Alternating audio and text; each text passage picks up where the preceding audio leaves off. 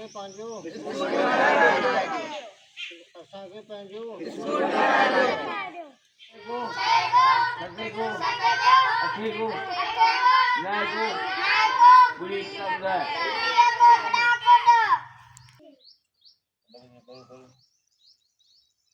जी नाज़रीन, मटियारी में भी तैलीमी निज़ाम तबाही के किनारे ते पहुंची चुका है। असां इन वक्त मौजूद आहियूं मटियारी जे हाजी प्यारो खान खोसो जे हाजी कादिर बख्श प्राइमरी स्कूल में, जिते हिन स्कूल की हालत केतिरे वक्त का नबूनहाली जो शिकार है। अचो त हिननि शागिर्द तो ॻोठाणनि खां पुछूं त ॿिया हिननि जा कहिड़ा वीचार आहिनि। छित किरण वारा आहिनि, किरी पिया आहिनि, नंढड़ा ॿार आहिनि, हींअर बची ॾिसो हेॾे डबनि में वेठा आहिनि ऐं बिल ते गर्मी में सर्दी में जेको महिरबानी करियो स्कूल असांखे ठाहे ॾियो। ऐं असांखे जा पाणी जो सहूलियत आहे, जा वेहण जो, असां अहिड़े गर्मी में असां वेहो था अहिड़े डबनि में चिन में, असांखे नाइंसाफ़ी कयो अथनि, असांखे स्कूल ठाराए ॾियो। 20 सालनि खां पहिरियों असांजो स्कूल कोन ठाराए ॾिनो, असांखे स्कूल पंहिंजो खपे असांखे न का वॉशरूम आहे, न का बेंच आहे, न का फर्नीचर आहे, न का स्कूल ठहियलु आहे, असांखे को बि माना सहूलियत कोन्हे। असीं हिते पिया विल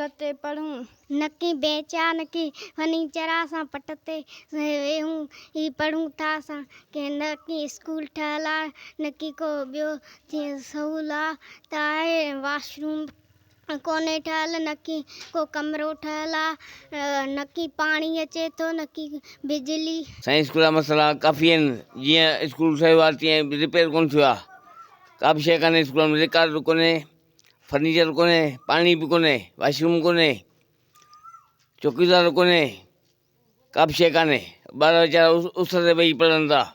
असांखे त का बि बुनियादी सहूलियत कोन थो मिले। सिर्फ़ु पोलियो वारे ॾींहं ते साईं जिन ज़ाहिर था थियनि, हूअं केर बि कोन्हे हिते ज़ाहिर।